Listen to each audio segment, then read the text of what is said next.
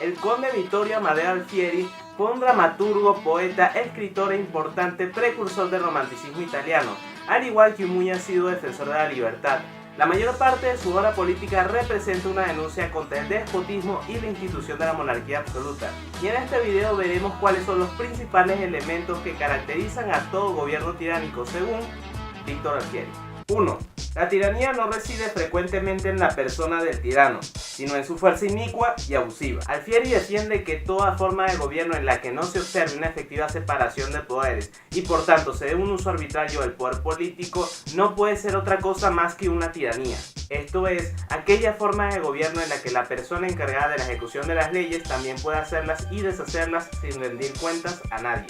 Se debe dar indistintamente el nombre de tiranía a toda clase de gobierno en el cual la persona encargada de la ejecución de las leyes puede hacerlas, destruirlas, violarlas, interpretarlas, entorpecerlas, suspenderlas o simplemente eludirlas con la certeza de la impunidad. Es importante hacer notar la observación que hace Alfieri con respecto a la legitimidad de origen de los cargos electos, que se refiere a la posibilidad de justificar una acción del gobierno por ser producto de una elección popular. Esto es como si yo dijera que puedo pegarle a mi esposa porque ella decidió casarse conmigo. El que me haya elegido como su esposo no lo justifica, hasta que la muerte nos separe. De igual forma, un gobierno déspota que haya salido victorioso en la lucha electoral sigue siendo un gobierno ilegítimo. Si luego estos elegidos, encargados de transformar en leyes la voluntad de la mayoría, puede también, caprichosamente, hacerlas ejecutar, se convierten en tiranos, ya que de ellos depende interpretarlas, derogarlas, cambiarlas y ejecutarlas mal o no cumplirlas. De manera que un poder político arbitrario, irresponsable e ilimitado es el elemento definitorio de todo gobierno tiránico,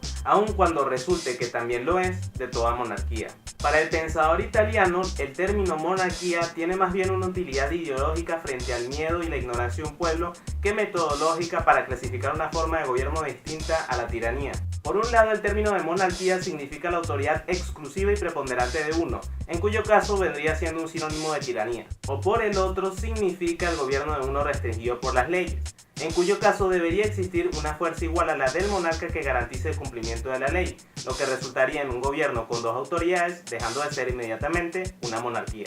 Abandonaré toda prueba ulterior como innecesaria para demostrar que una monarquía limitada no puede existir sin que la monarquía cese de serlo inmediatamente, y que toda monarquía que no es limitada es una verdadera tiranía, aun cuando la monarquía no abuse durante algún tiempo de su poder de hacer daño y no se comporte como tiranía. De aquí que el abuso del poder no sea lo que defina la tiranía en sí, sino más bien la imposibilidad de detener ese abuso, por lo que la misma reside en la capacidad ilimitaria y arbitraria de hacer daño, basada en última instancia en la violencia. Lo lamento, pero hizo que el emperador perdiera el estilo. 2. El principio y el móvil de la tiranía es únicamente el miedo. Esta capacidad ilimitada y arbitraria de hacer daño produce en todos aquellos que padecen esta forma de gobierno una permanente y continua sensación de inseguridad, desprotección e incertidumbre que resulta de una vida dominada por la presencia del miedo, causa primera de toda tiranía. Según Alfieri, cabe distinguir dos tipos de miedo. Por un lado, el oprimido teme porque sabe que su sufrimiento depende únicamente del capricho de su opresor, autoridad con poder ilimitado. Por el otro, el tirano teme porque es consciente tanto de su debilidad efectiva como del odio que genera su capacidad de quitar la vida, la propiedad y el honor de aquellos a los que gobierna sin tener que rendir cuentas ante nadie más que él mismo.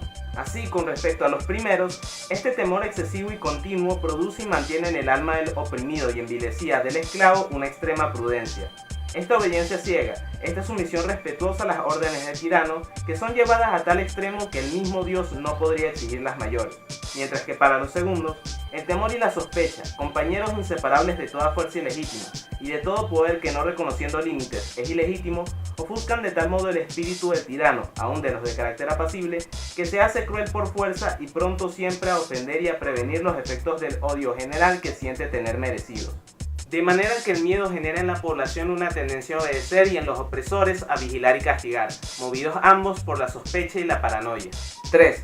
El tirano no se cree jamás seguro si no confía los cargos del Estado más importantes a quienes le sean probadamente adictos. Al ser una forma de gobierno en la que predomina el capricho del tirano y sus allegados de confianza en lugar del respeto por la ley, la población se ve completamente desprotegida frente al exceso de los vicios, las pasiones y las venganzas privadas del mismo y sus allegados. Alfieri parte del supuesto de que ningún individuo, sin importar qué tan probo o correcto sea, puede decirse libre de toda pasión o parcialidad, razón por la cual hay que considerar a toda persona que adquiere un poder ilimitado sin ningún tipo de responsabilidad ni deseo por adquirirla como la principal fuente de corrupción del Estado, pues sea por estupidez o maldad adquiere la facultad de hacer daño a cualquier persona a costa de la libertad de la población. Y aunque el tirano conoce bien todos estos males, no intenta en lo más mínimo corregirlos. ¿Por qué no lo hace?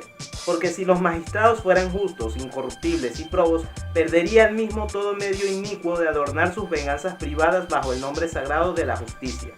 Por consiguiente, la estabilidad de su poder depende de que todos aquellos cargos relevantes del Estado sean ocupados por individuos que se le han vendido, semejantes a él y pensando lo mismo que él, lo que significa gentes más injustas, más cobardes y por ello más crueles y 1000 veces más opresoras que él mismo. Y se confirma que lo son porque la condición de sospecha y paranoia generada por el miedo que desprende el poder ilimitado del tirano hace que el ganarse su confianza y sus favores sea una tarea apoyada en la defensa de la legitimidad de sus vicios, excesos y venganzas privadas, dejando de lado principios o valores relacionados con la justicia y la libertad en aras del mantenimiento de una posición o un cargo en el gobierno.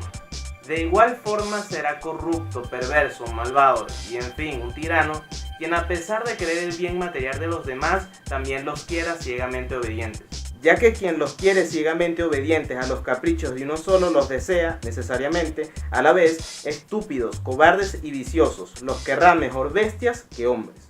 Al fin y al cabo podemos decir que hay tiranía en toda sociedad en la que se dé un descarado abuso del poder, se experimente una vida dominada por la sospecha y se premie tanto a las injusticias como a las personas corruptas. Grandes enseñanzas que nos deja Víctor Alfieri. Those who can hear me, I say, do not despair. The misery that is now upon us is but the passing of dreams, the bitterness of men who steer the way of human progress, the hate of men will pass and dictators die, and the power they took from the people will return to the people, and so long as men die, liberty will never perish.